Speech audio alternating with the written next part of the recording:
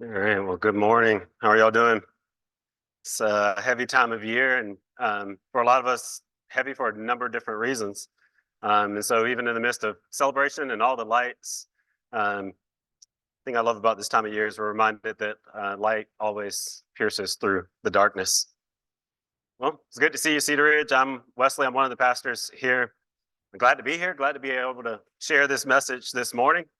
This morning we're continuing in our series that we've called Presence of the Past. This is week 3 of this series. Of course, if you missed any of the messages and you want to check them out, you can always go to our website, go to YouTube as well, and you can look at any of the old messages. I'm sure there's some from maybe a year ago that you might want to go and check out. So feel free to do that.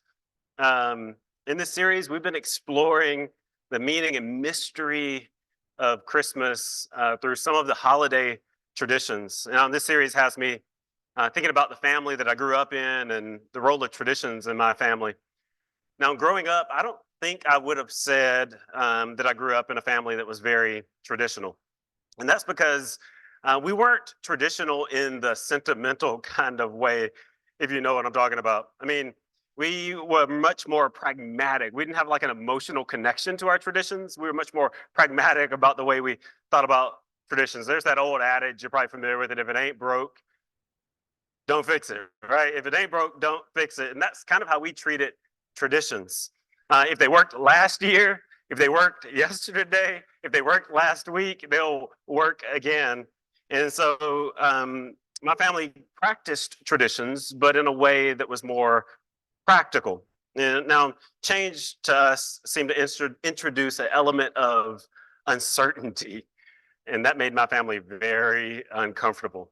Now, in retrospect, as I look back at my family, we were a very traditional family. And in fact, if I'm being honest, I rebelled against that a little bit. In fact, if you ask my parents, they'd probably say I rebelled against it a lot. Now, don't get me wrong, I wasn't really a rebellious kid. I mean, not in that sense, but I was just more adventurous. Like, my family was very stable, very traditional. They did the same things, they played it safe. I was more adventurous. I like to go out and experience and do and see new things. Now, I don't know if it has anything to do with age or probably that, or maybe it's maturity, maybe not that.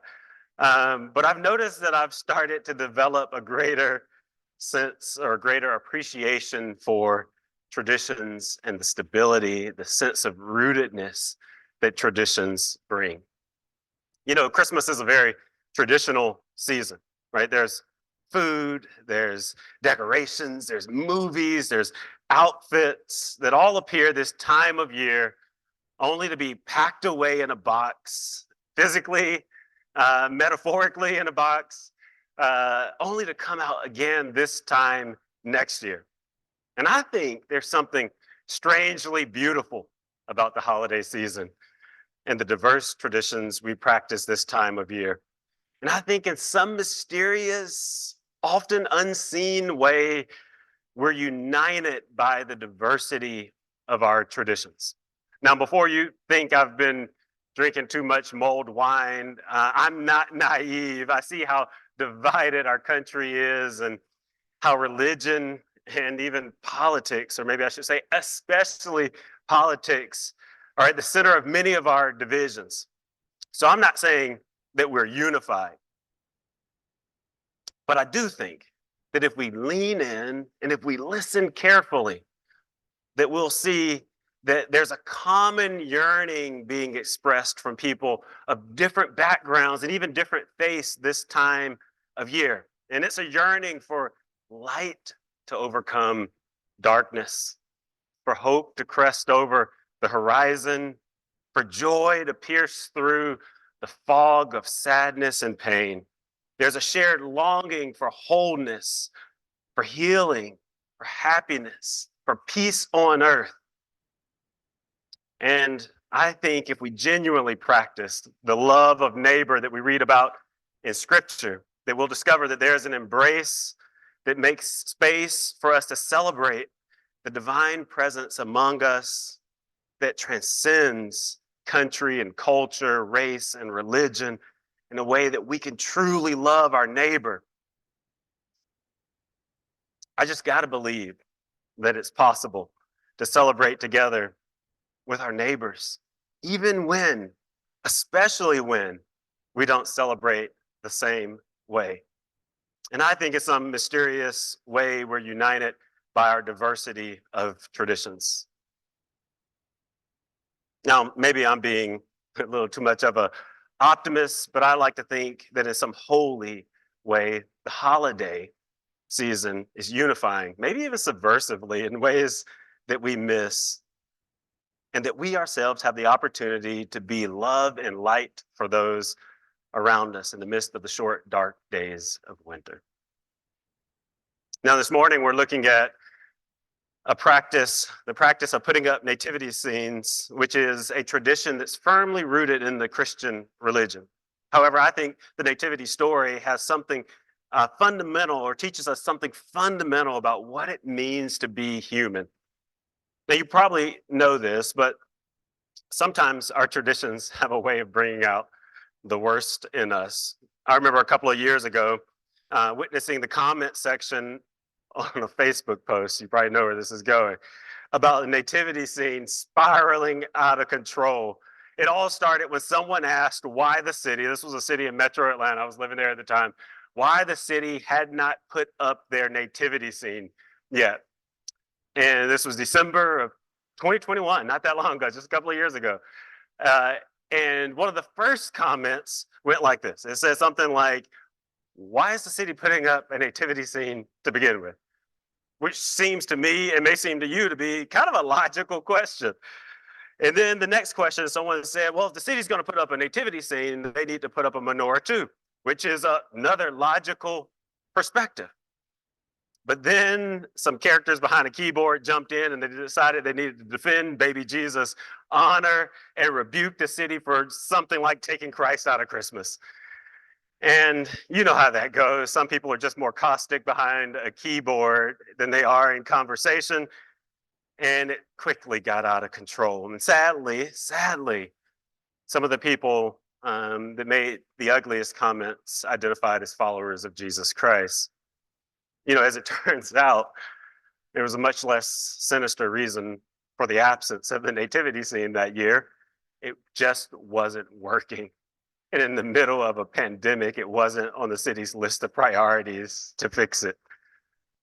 That makes sense as well. I think it's important for us to say that whenever our Christian traditions are no longer forming us in the way of Christ, then we've misplaced our focus, right? Whenever our Christian traditions fail to form us in the way of Christ, we're misplacing our focus. All right, that was a depressing story. That's two downers for the morning. So maybe a little humor will lighten the mood. Kim came across this picture the other day, which I thought was hilarious. It's this dog wearing a sign that says, I ate baby Jesus from the Christmas nativity scene, not looking forward to the second coming. That sign is a reminder that there are some good things on social media. There's a handful of them. Now, I've always thought it was interesting that the story of Jesus' birth is only told in 2 of the 4 Gospels, and that it doesn't play a much more significant role in the rest of the New Testament, especially considering how fascinating some of the details of the story are. There's this young virgin who becomes pregnant, even though she's never known a man. Right, there's the drama of Mary and Joseph, 3rd trimester journey to Bethlehem, likely on foot, followed by their inability to secure adequate accommodations. There's the story that Luke tells about shepherds in the field keeping watch over their flock at night when some angels appear to them out of nowhere, announcing Jesus' birth. And then Matthew tells an even stranger story about magi who followed a star to a home where Jesus was growing up, and that they presented him with gifts that were absolutely not kid-friendly: gold, frankincense, and myrrh. It's a pretty incredible story when you think about it. And it's peculiar that the writers of the New Testament seem largely uninterested in these details. However, as time passes in Matthew and Luke's gospel, the 2 that record details of this story, if those 2 are more widely circulated, what we see is that the story of Jesus' birth secures a much more prominent role in Christian belief and tradition. In fact, as early as the 2nd century, theologians and church leaders had honed in on one specific detail of Jesus' birth story and enshrined it as an essential part of Christian doctrine and belief. You could probably guess what that is: the virgin birth. In fact, in the early church, there was a creed known as the Apostles' Creed. Some of you may have grown up reciting this in church. Some churches recite it every week. There was a creed known as the Apostles' Creed that attempts to summarize Christian beliefs in a way that was memorable and concise. And it starts off like this: I believe in God the Father Almighty, creator of heaven and earth. I believe in Jesus Christ, his only Son, our Lord, who was conceived by the Holy Spirit, born of the Virgin Mary. Versions of this creed started showing up in Christian literature around the middle of the 4th century. And ironically, that's about the same time the church started to celebrate Christmas. Now, that's right. For the first 300 years of church history, there wasn't a specific date set aside to celebrate Jesus' birth. Rather, the birth of Jesus just got lumped in with another holiday known as Epiphany. Now, I'm sure some of you are familiar with Epiphany. It's another one of those religious holidays that is celebrated more in some traditions than others, but it's one of the oldest Christian holidays. It's celebrated in January. Now, the word Epiphany literally means manifestation, and it recalls the day the Magi visited Jesus as the date Jesus was presented or appeared or was made manifest to the world. And this early practice of celebrating Epiphany explains why many of the oldest depictions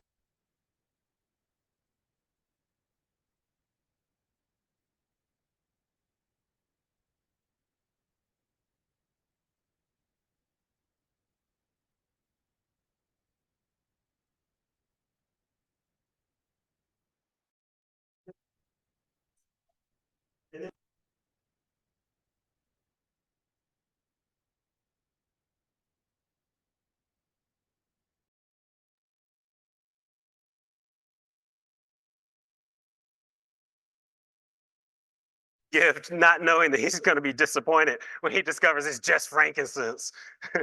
But it's like a typical toddler you see in this picture. And then there's this 5th century image, mosaic from the Basilica in Rome. And here you have two magi on the right side, and on the left you have another magi.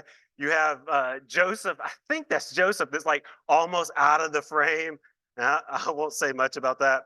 And then we have I think this is Mary on the left, but I don't know. Like it seems to be a little bit of controversy around whether that's Mary on the left, Mary on the right. Some people actually say that's Mary both. Some people say the lady on the left is represents the Gentile women in Jesus' lineage.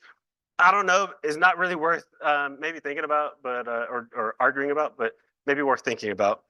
But again, these early images these early depictions of baby Jesus seem to focus on the arrival of the Magi because their celebration of Epiphany, which was a holiday that existed before Christmas. Now, the history of how Christmas came to be a holiday is a little bit fuzzy. If you look in the history books, there's a little bit of disagreement and all these theories, and no one's really absolutely certain. But there's some theories, and I'm going to share 3 of them with you. And I'm going to start with the first one, but not because I think it's believable, but because I like it. All right. So some people believe that Christmas can be traced back to a Roman historian by the name of Sextus Julius Africanus. Somehow, Africanus determined that the world was created. The world was created on March 25th. Now, I'm not sure whether that was science, math, some kind of hallucinogen, but however he made the discovery, he nailed the date down with absolute precision. And from there, somehow he reasoned that Jesus must have been born on the same date, different year, of course, but same date. And therefore, 9 months later, December 25th must have been Jesus' birthday. And that's how Christmas came to be, if you believe that theory. Now, I don't believe that theory, just for the record. But it probably says something to me that I believe that any story with a guy named Sextus Julius Africanus, is a story worth retelling. I'm just saying. All right, now the more plausible theory can be traced back to the Roman festival of Saturnalia that Ruth mentioned in the first week of the series. I think Matthew mentioned it last week as well. Now, Saturnalia is the most popular holiday in ancient Rome. It was celebrated every year in the middle of December, and it marked the return of longer days after the winter solstice. Isn't that what we long for? Saturnalia celebrations were festive. The food was plentiful, the drinks flowed freely, and things got a little crazy. The Roman social order was totally flipped. Even enslaved people were temporarily set free and treated as equals. Businesses and schools closed so that everyone could participate in the festivities. And then at the end of Saturnalia, on December 25th, the Romans celebrated the birth of the god Mithra, the god of unconquerable sun. And some believe this pagan celebration evolved into what we now call Christmas. That's theory number 2. Sounds kind of believable.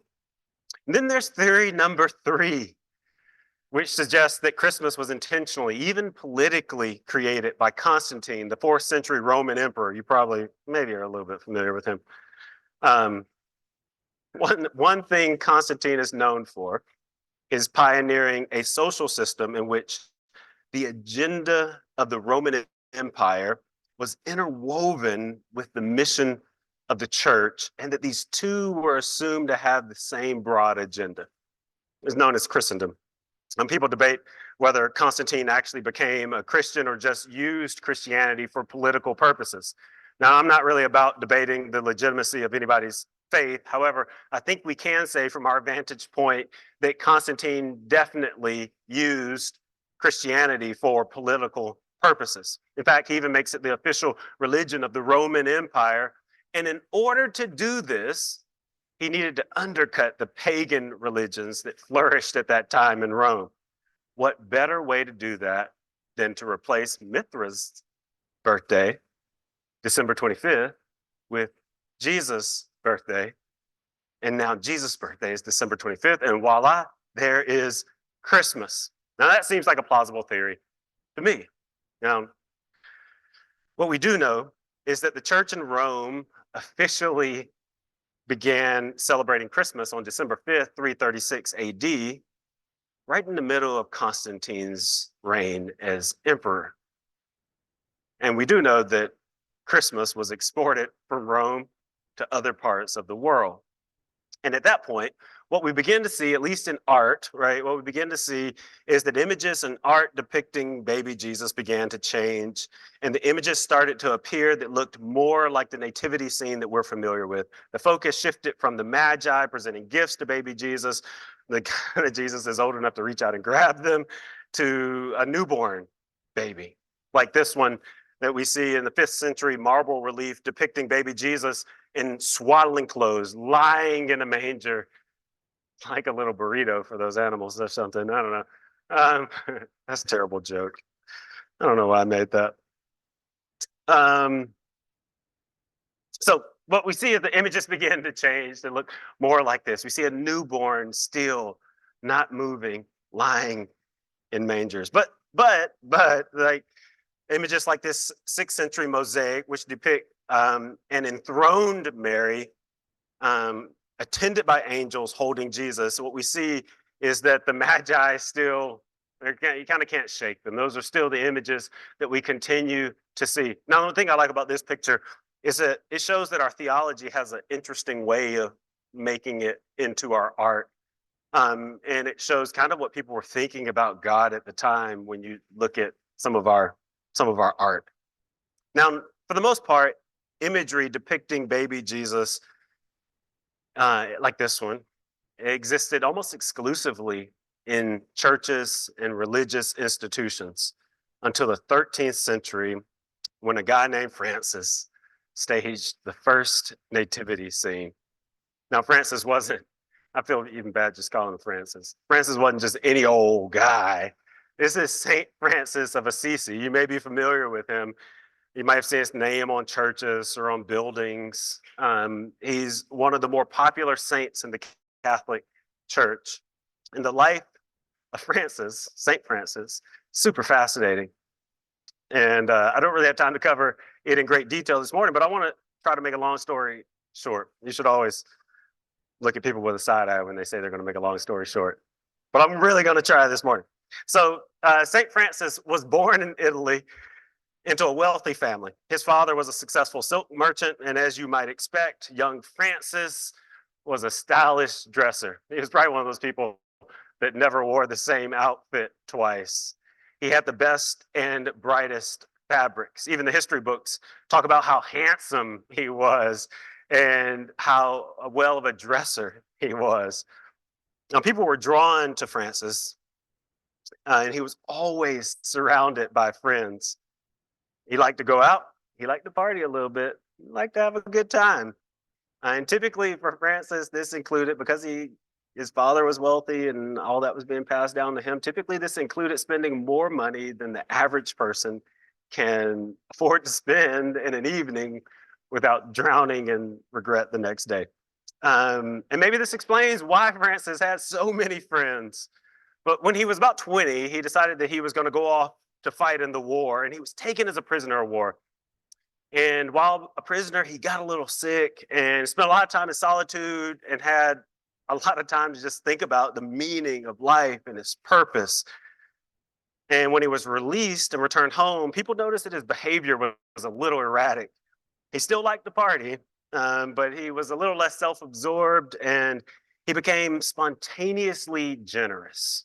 In fact, there are several occasions when he would see someone in need and he would give them everything he had on at the time.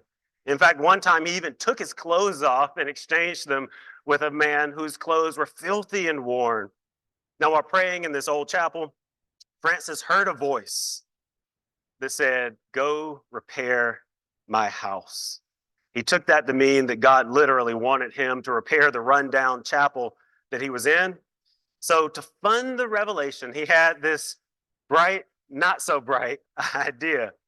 He went to his father's fabric shop. He took a load of expensive fabric. He loaded it on a horse, took it and sold the horse too. Then he took the money that he made and attempted to give it to the priest to fund the repairs to the chapel. The priest refused the money, probably a good idea because he knew Francis' father was going to come looking for it. He refused the money, and in frustration, St. Francis threw the money on the floor. He's not a saint at this point, so I'll probably call him Francis.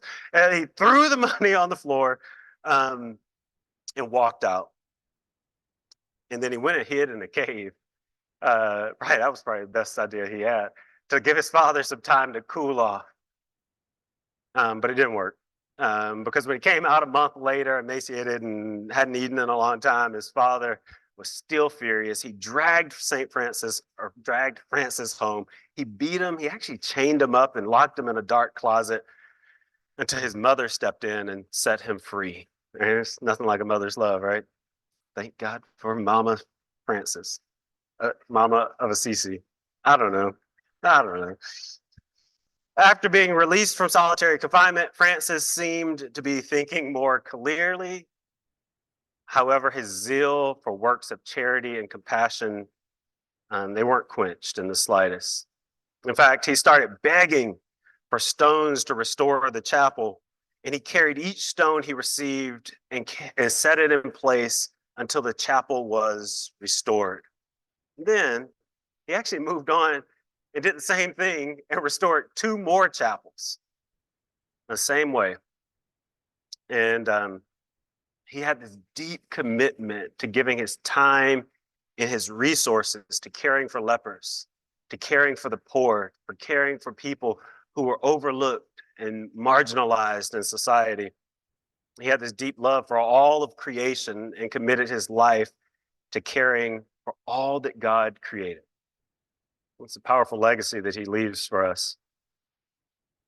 In 1223 AD, 800 years ago, St. Francis came up with the idea to stage a public nativity scene. Now, first, and this time he's learned to get permission before he does things. First, he goes to the Pope and he gets permission. And then he got some of his friends to help him set up a nativity scene in a cave in Greccio, Italy. And there was a manger, there was hay, there were wild animals. And of course, there in that cave, there was a baby to represent baby Jesus. And people came from all over to this first live nativity scene to meditate on the meaning of Jesus' birth. Now, from that time, this idea of staging public nativity scenes at Christmas caught on. And from there, it evolved into what we see today. Now, here's a picture of an early nativity scene. These are actually miniature figurines in a display case, if you can't tell that. They almost look like they're big. But this is a picture of a nativity set from 1292. And the artist says that he was inspired by St. Francis' live nativity scene to create this. This looks similar to what we see today in nativity scenes. Now, today, nativity scenes decorate the front lawns of churches, houses, sometimes public property.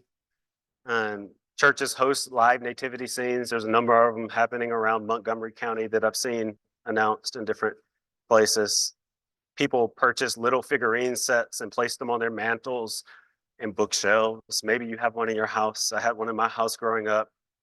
In Spain, there's even this nativity scene, which is the world's tallest nativity scene at over 60 feet.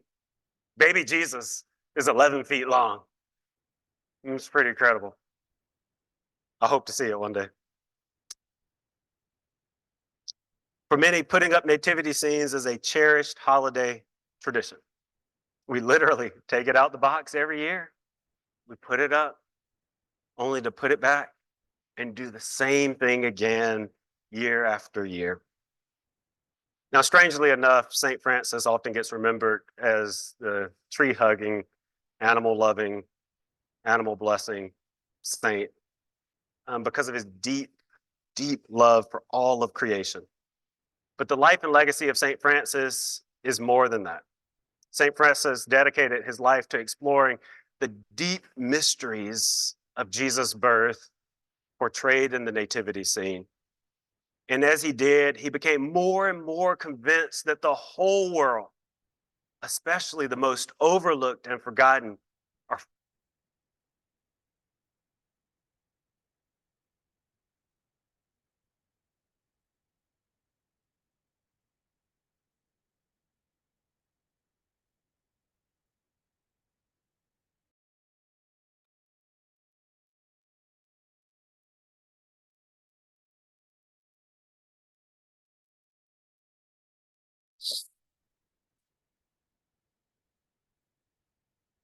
for it. It's not that they ignored Jesus' birth. They just didn't feel the need to wrap it in all the historical details that Matthew and Luke did. Instead, they chose to explore what Jesus' birth teaches us about God. Take, for instance, the Gospel of John, right there in the beginning. In John 1:1, John writes this. He says, "In the beginning was the Word, and the Word was with God, and the Word was God. He was with God in the beginning. Through him, all things were made. Without him, nothing has been made that has been made. In him was life, and that life was the light of all mankind. The light shines in darkness, and the darkness has not overcome it." But then look later in that same chapter how John tells about Jesus' birth in verse 14. "The Word became flesh and made his dwelling among us. We've seen his glory, the glory of the one and only Son who came from the Father, full of grace and truth." You see, John uses poetic language and word metaphors to communicate that Jesus was born as the full expression of God's divine essence. God's compassion is fully seen in Jesus, fully expressed in Jesus. God's grace is fully expressed in Jesus. God's generosity is fully expressed in Jesus. God's embrace is fully expressed in Jesus, and God's love is fully expressed in Jesus. You see, God chose to express God's own divine essence to us by humbly choosing to be born in Bethlehem. And this is why we celebrate Christmas, the birth of Jesus, the incarnation. God became human in the most humble way. The Creator became one with creation. God entered the world just like you and me. And in the silence and stillness of that night, God whispered something to the whole world that went largely unheard, but is now more fully known. And that's that you, the whole world, you are loved by God just as you are. And God affirmed what was spoken at creation, at the creation of the world. It is good. You are good. It's good to be human because humans are fully loved by God. It's good to be part of this world because this world is fully loved by God. Richard Rohr, some of you are familiar with that name. He's a Franciscan priest. He's written a lot of books. It's part of a Franciscan is a religious order that was actually founded by Saint Francis. He says this about Francis's view of Jesus' birth. He says, but for Francis, incarnation was already redemption. Incarnation was already redemption. For God to become a human being among the poor, born in a stable among the animals, meant that it's good to be a human being, that flesh is good, and that the world is good in its most simple and humble forms. That's the good news that Francis celebrated when he staged the first public nativity scene. He celebrated God's eternally echoing voice, proclaiming to everyone, everywhere, you are my good and loved creation. And the birth of Jesus portrayed in the nativity scene is a physical expression. It's a reminder for us of the depth of God's love. You know, most Sundays we end with a time of reflection and response. And the band can come on up as we enter into that time now. And in this time, maybe you just need to sit and reflect on the nativity scene, the birth of Jesus, and let the truth and reality of God's deep love for you sink in. Some people like to respond by taking communion at one of the tables we have around the room. There's one in the center and two on the side, and to give us an opportunity to reflect on the full life of Jesus and the way the love that was born into the world was not defeated by death. Now, some like to gather in the back and light a candle and pray, or at our station of lament in the back and spend moments praying and reflecting and remembering. However, God is working right now in your life, and whatever is beneficial for you in this moment, I encourage you that as the band sings, to spend some time reflecting on the nativity scene, reflecting on the birth of Jesus, reflecting on the incarnation, the fact that God became part of creation to show us fully the depth of God's love for us. Whenever you're ready, you can make your way to one of these stations.